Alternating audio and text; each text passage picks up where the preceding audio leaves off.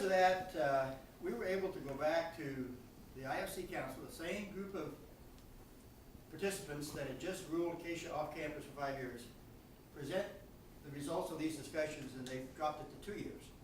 Well, we'd already consumed, if you follow the math on this, we already consumed most of those 2 years just doing all this navel gazing and discussions, right? A little fun thing that happened those 2 years, we rented the house of the Fidels, and they paid us to finish the demolition that we needed before our remodeling. We thought that was pretty clever, but I'm not sure they thought they understood what we really did there. I think Brother Haig engineered that whole process.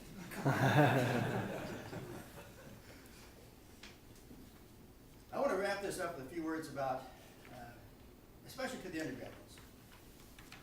Why Pat, I call him Pat, he's been a friend as well as someone I've admired in his professional world, but why Pat the person makes the difference in how Pat the administrator models leadership. Because he's going to talk to you, and he's got better stuff than I do about that, and you guys have all got really good stuff on leadership. But models are powerful. And I know you're surrounded by concepts and definitions of leadership, but I submit to you that it's much easier seen than described and defined. We know it when we see it, but it's a really tough thing to describe. And I think Pat models that because we're people first and we're positions second. People make the positions effective. Positions don't make the person effective. So some thoughts on this about Pat. First thing you guys may or may not know, Pat is fundamentally a competitive guy. Demonstrated off campus by having at least 6 state traveling team championships in his coaching this summer. And he takes that same competitive drive to support what he thinks is right. He adds a tremendous work ethic to it. You don't believe that? You know, he was in a meeting in Kansas City this afternoon, and you guys should stay with him if you think you've got a fast pace.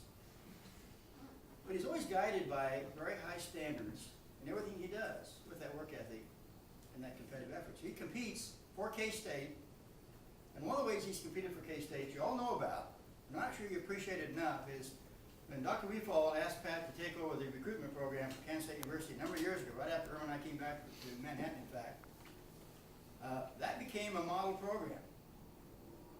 I recently heard that the chancellor at KU has suggested she needs to hire a Pat Bosco to run that program down. He's not available anymore. He wouldn't go down the river.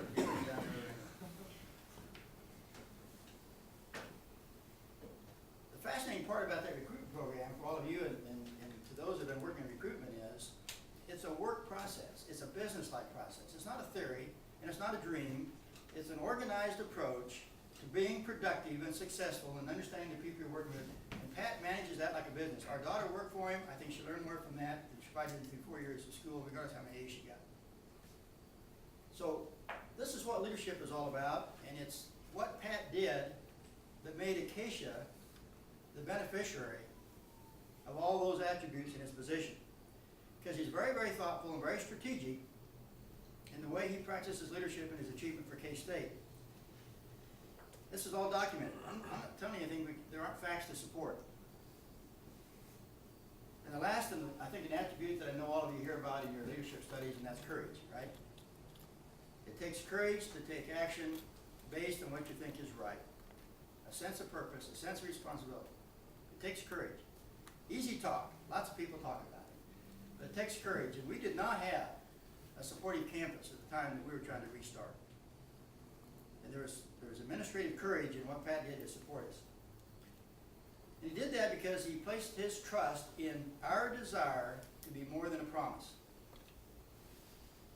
And I think that's what burns in Pat that I've seen in terms of what he expects from us, is to be more than a promise. And that's why he supported us. He believes you guys can all make decisions that are going to impact your life's success, and he's going to fight for you for that reason. And he did it for us. I'll be forever grateful as an individual, as an alumni of Acacia. And I would hope tonight that you just get a sense of what that is. It's more than a philosophical support. It's an active commitment to making Acacia part of the added value of this campus. So as a perfect model, I think, of our goal of recognizing someone with the Frank Carlson Award when they were deserving. We have someone that's a non-Acacian, which is the criteria of the award, who has advanced the fundamentals that we hold important and dear in this fraternity. Because we don't own those. We can use them and make them ours, but it's important for us to see a model that also makes that happen. So we think we have someone here who probably, more than any other person in those 80, 90 years, has impacted this organization as a non-Acacian than anyone probably in history.